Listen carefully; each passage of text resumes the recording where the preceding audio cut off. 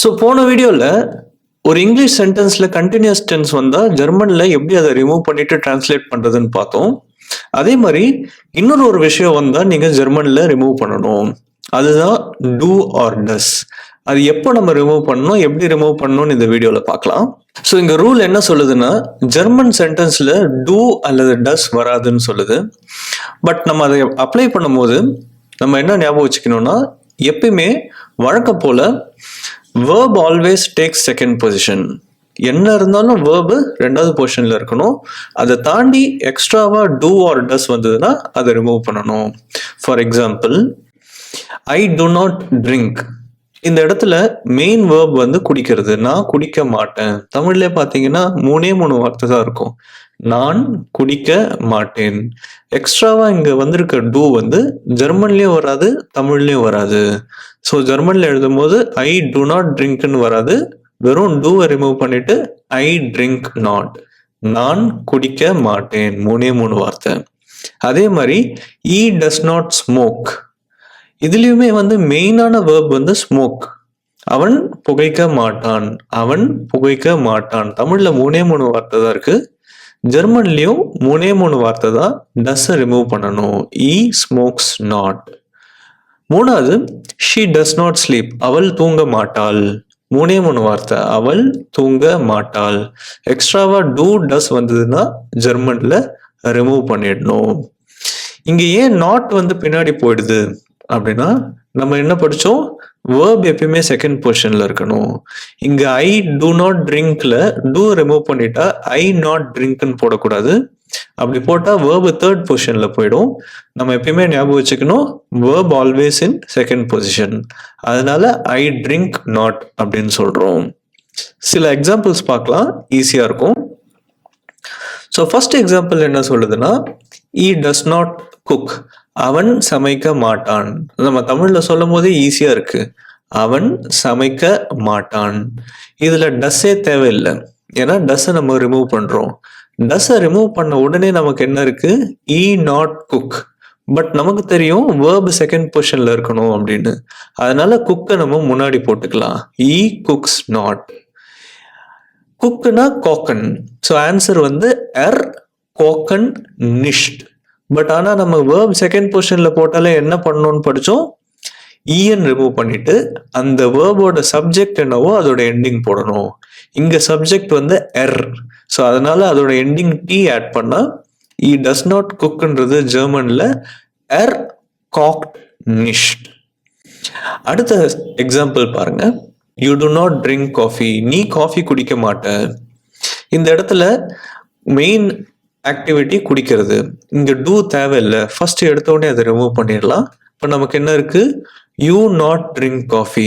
ஆனா action verb வந்து second பொசிஷன்ல இல்லாம தேர்ட் பொசிஷன்ல இருக்கு. அதனால நம்ம அதை வந்து முன்னாடி செகண்ட் பொசிஷனுக்கு மாத்திக்கலாம்.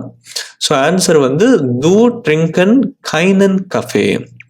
இங்க ஏன் நாட்டுக்கு பதிலாக கைனன் வந்ததுன்னா, ட்ரிங்க் இந்த பக்கம் போயிட்ட பிறகு நாட் பக்கத்துல ஒரு நவுன் இருந்தாலே நிஷ்ட் யூஸ் பண்ணக்கூடாது, கைன் யூஸ் பண்ணணும்.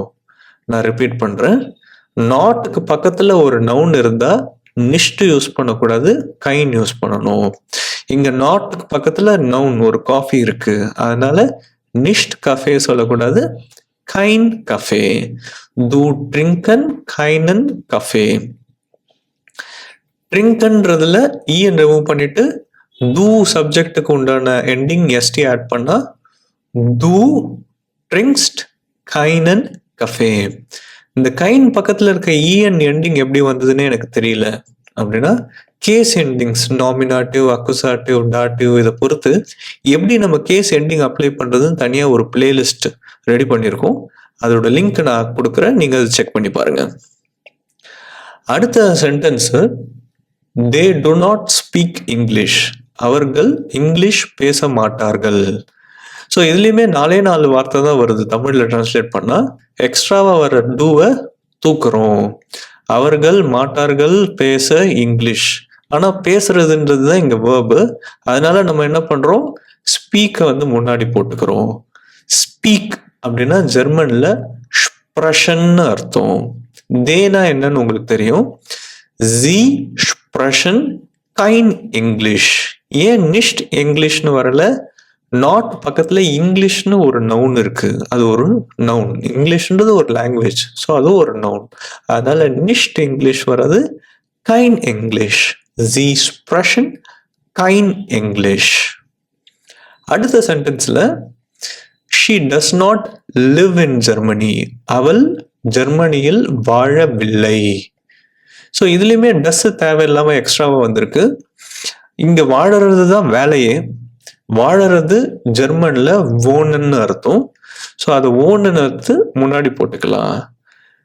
sie wohnen nicht in Deutschland. ஜெர்மனிக்கு ஜெர்மன் மொழியில டாய்ச்லாண்டுன்னு அர்த்தம். அதுக்கப்புறம் நம்ம வழக்கம் போல வேர்போட எண்டிங் ஈன்னு ரிமூவ் பண்ணிட்டு அந்த சென்டென்ஸ்ல இருக்கிற சப்ஜெக்டை பேஸ் பண்ணி எண்டிங் ஆட் பண்ணிக்கிறோம்.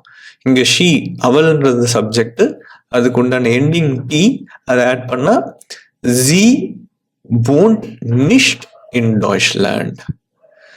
அதே போல அடுத்த sentence I to not drive in night.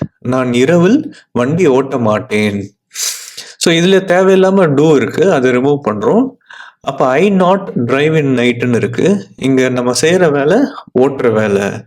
வேலை எப்பயுமே ரெண்டாவது பொசிஷன்ல இருக்கணும். ஸோ அந்த டிரைவை தூக்கி முன்னாடி போட்டா இஷ் ஃபாரன், வண்டி ஓட்டுறதுன்னா ஃபாரன், நிஷ்ட் இன் நாக்ட்.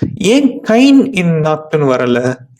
ஏன்னா நாட்டுக்கு பக்கத்துல பொருள் இல்லை, இன்னுன்னு வேற ஒரு குட்டி வார்த்தை இருக்கு. ஒரு பொருள் காஃபியோ இங்கிலீஷோ சென்னையோ இருந்தாதான் நம்ம கைன் போடணும். இங்க பொருள் இல்லாததுனால நம்ம நிஷ்ட் போடுறோம். இஷ் ஃபாரன் நிஷ்ட் இன் நாக்ட். அதுக்கப்புறம் வழக்கம் போல நம்ம எண்டிங் ஈன்னு ரிமூவ் பண்ணிட்டு அந்த சப்ஜெக்டுக்கு உண்டான எண்டிங் இ ஆட் பண்றோம். இஷ் ஃபார நிஷ்ட் இன் நாக்ட். டூவை ரிமூவ் பண்றோம். ஸோ இதே மாதிரி ஸ்க்ரீன்ல இருக்கிற சென்டென்சஸை நீங்க ஜெர்மன்ல டிரான்ஸ்லேட் பண்ணுங்க. ஆல்வேஸ் ரிமெம்பர், என்ன இருந்தாலும் ஜெர்மன் சென்டென்ஸ்ல ஐஎன்ஜி வந்தாலும், இங்கிலீஷ் சென்டென்ஸ்ல டூடஸ் வந்தாலும் வரலனாலும், சிம்பிளா வந்தாலும், எப்படி வந்தாலும் ஜெர்மன் சென்டென்ஸ் எழுதும் போது வேர்பு செகண்ட் பொசிஷன்ல இருக்கணும். ஐஎன்ஜி வந்ததுன்னா நீங்க ரிமூவ் பண்ணிடணும். டூடஸ் தேவையில்லாம எக்ஸ்ட்ராவா வந்தா ரிமூவ் பண்ணிடணும். ட்ரை பண்ணுங்க, கமெண்ட்ல போடுங்க. தேங்க்யூ.